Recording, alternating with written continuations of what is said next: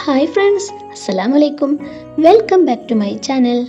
ഇന്നത്തെ വീഡിയോയിൽ കുട്ടികൾക്കും തുടക്കക്കാർക്കും വളരെ എളുപ്പത്തിൽ വരയ്ക്കാൻ കഴിയുന്ന ഒരു മനോഹരമായ സ്വാതന്ത്ര്യദിന ചിത്രമാണ് ഞാൻ കാണിക്കാൻ പോകുന്നത്. വീഡിയോ സ്കിപ്പ് ചെയ്യാതെ മുഴുവനായും കാണണേ. അപ്പോൾ ആദ്യം തന്നെ ഇതുപോലെ ഒരു പെൻസിൽ ഉപയോഗിച്ച് ജസ്റ്റ് ഒന്ന് അടയാളപ്പെടുത്തി കൊടുക്കുകയാണ് ഞാൻ ചെയ്യുന്നത് കേട്ടോ. അതിനുശേഷം നമുക്കിനി ഒരു പുൽമേട് പോലെ ഇതുപോലെ ഒന്നിങ്ങനെ ഞാൻ വീഡിയോയിൽ ചെയ്യുന്നത് പോലെ ചെയ്തെടുക്കാം. നമ്മുടെ ഇന്ത്യൻ ദേശീയ പതാകയെ അഭിവാദ്യം ചെയ്യുന്ന കുട്ടികളെയും ഉൾപ്പെടുത്തി വളരെ ലളിതമായ രീതിയിലാണ് ഈ ചിത്രം തയ്യാറാക്കിയിരിക്കുന്നത്. സ്കൂൾ മത്സരങ്ങൾക്കും അതുപോലെ തന്നെ സ്വാതന്ത്ര്യദിന ആഘോഷങ്ങൾക്കും ഈ ചിത്രം വളരെയധികം നിങ്ങൾക്ക് ഉപകാരപ്പെടും. നിങ്ങൾ ആലോചിച്ചിട്ടുണ്ടോ, ഒരു ചിത്രത്തിന് ഒരു രാജ്യത്തിന്റെ തന്നെ ചരിത്രം മാറ്റാൻ കഴിയുമോ എന്ന്? ഇത് 1942 കഥയാണ്. ബ്രിട്ടീഷ് ഭരണത്തിനെതിരെ രാജ്യമൊട്ടാകെ പ്രക്ഷോഭങ്ങൾ കൊടുമ്പിരി കൊള്ളുന്ന സമയം. അന്ന് 50 വയസ്സുള്ള ഒരു ചിത്രകാരൻ ഉണ്ടായിരുന്നു. പേര് കേശവൻ. പോരാട്ടങ്ങളിൽ നേരിട്ട് പങ്കെടുക്കാൻ കഴിയാത്തതിൽ അദ്ദേഹത്തിന് വലിയ വിഷമമായിരുന്നു. പക്ഷേ അദ്ദേഹത്തിന്റെ കയ്യിൽ ശക്തമായ ഒരു ആയുധം ഉണ്ടായിരുന്നു. അദ്ദേഹത്തിന്റെ ബ്രഷും ചായങ്ങളും.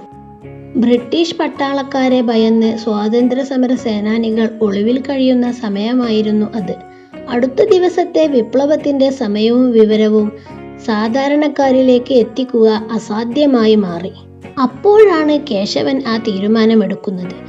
അദ്ദേഹം തെരുവിന്റെ നടുവിലുള്ള ഒരു വലിയ ചുമരിൽ ഒരു ഭാരതാംബയുടെ ചിത്രം വരയ്ക്കാൻ തുടങ്ങി. ആളുകൾ വിചാരിച്ചത് അദ്ദേഹം വെറുമൊരു ചിത്രം വരക്കുകയാണെന്നാണ്. ബ്രിട്ടീഷ് പട്ടാളവും അത് ഗൗനിച്ചില്ല. എന്നാൽ ആ ചിത്രത്തിന് ഒരു രഹസ്യമുണ്ടായിരുന്നു.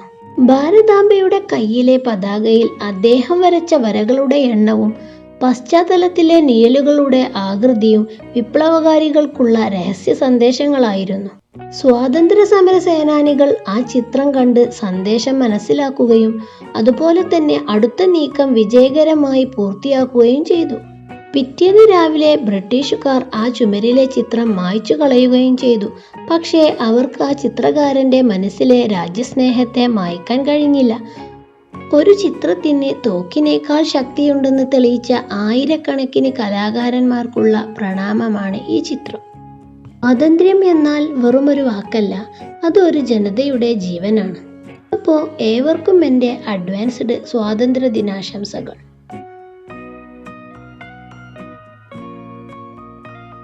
നമ്മുടെ കഥ പറഞ്ഞു തീർന്നപ്പോഴേക്കും ചിത്രം ഏകദേശം വരച്ചു തീർന്നിട്ടുണ്ട്.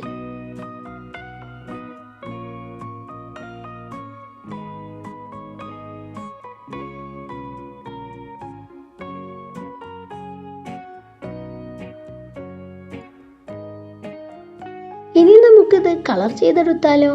അതിന് ഈ കാണുന്ന 15 രൂപയുടെ സ്കെച്ച് പെന്നാണ് കേട്ടോ ഞാൻ യൂസ് ചെയ്യുന്നത്. ഇതുപയോഗിച്ച് കളർ ചെയ്യുന്നത് എങ്ങനെയാണെന്ന് നമുക്ക് നോക്കാം. ആദ്യം നമുക്ക് ഡാർക്ക് ഗ്രീൻ കളർ ഉപയോഗിച്ച് ഇതുപോലെ ഒന്ന് കളർ ചെയ്തെടുക്കാം.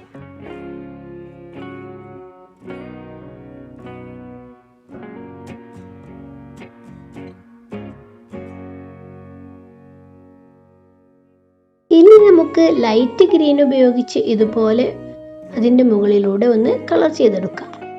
ഈ ലൈറ്റ് ഗ്രീനും ഡാർക്ക് ഗ്രീനും തമ്മിൽ ഒന്ന് യോജിപ്പിച്ച് കൊടുക്കണേ. ജസ്റ്റ് ഒന്ന് അവിടെ ഒന്ന് ടച്ച് ചെയ്ത് കൊടുത്താൽ മതി, അത് തമ്മിലൊന്ന് യോജിച്ചു കൊള്ളും. കണ്ടില്ലേ, ഇതുപോലെയാണ് കേട്ടോ കൊടുക്കണ്ടേ. ഇനി നമുക്ക് എൻ്റെ അടുത്ത് യെല്ലോ കളർ ഇല്ല കേട്ടോ, അപ്പോൾ അതിന് പകരം ഞാനൊരു മെഴുക് കളറാണ് യൂസ് ചെയ്തിട്ടുള്ളത്. മെഴുക് കളർ ഉപയോഗിച്ച് ഇതുപോലെ ഒന്ന് ഇതിൻ്റെ മേൾഭാഗത്തായിട്ട് മാത്രം ഈ യെല്ലോ ഷെയ്ഡ് ചെയ്തെടുക്കാം. ഇനി നമുക്ക് ഡാർക്ക് ഗ്രീൻ ഉപയോഗിച്ച് പുല്ലുകൾ വരച്ചെടുക്കാം.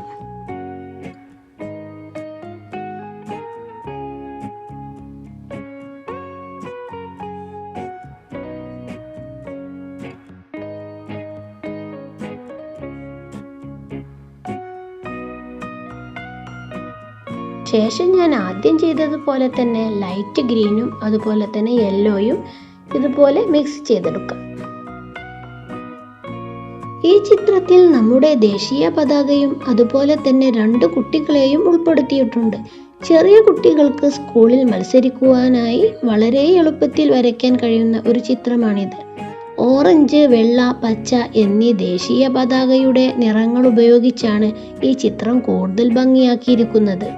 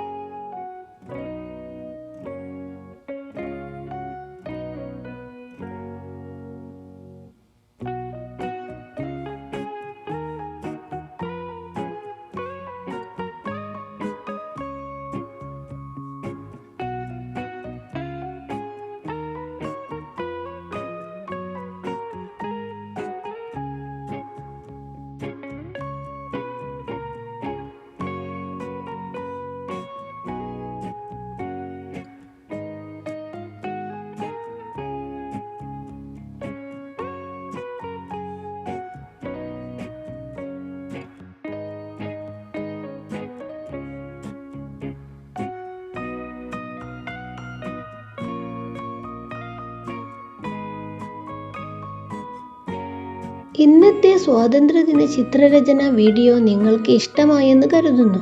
വളരെ എളുപ്പത്തിൽ കുട്ടികൾക്ക് വരയ്ക്കാൻ കഴിയുന്ന രീതിയിലാണ് ഈ ചിത്രം തയ്യാറാക്കിയിരിക്കുന്നത്. നിങ്ങളും ഈ ചിത്രം വരച്ച് നിങ്ങളുടെ സുഹൃത്തുക്കൾക്കും അധ്യാപകർക്കും കാണിച്ചു കൊടുക്കൂ. വീഡിയോ ഇഷ്ടപ്പെട്ടെങ്കിൽ ഒരു ലൈക്ക് ചെയ്യാനും അതുപോലെ തന്നെ ഷെയർ ചെയ്യാനും മറക്കരുതേ. ഇനിയും ഇത്തരം ഡ്രോയിങ് ആൻഡ് ക്രാഫ്റ്റ് വീഡിയോകൾക്കായി എൻ്റെ ചാനൽ സബ്സ്ക്രൈബ് ചെയ്ത് ബെല്ലൈക്കൺ കൂടി അമർത്തണേ. എല്ലാവർക്കും ഒരിക്കൽ കൂടി ഹാപ്പി ഇൻഡിപെൻഡൻസ് ഡേ.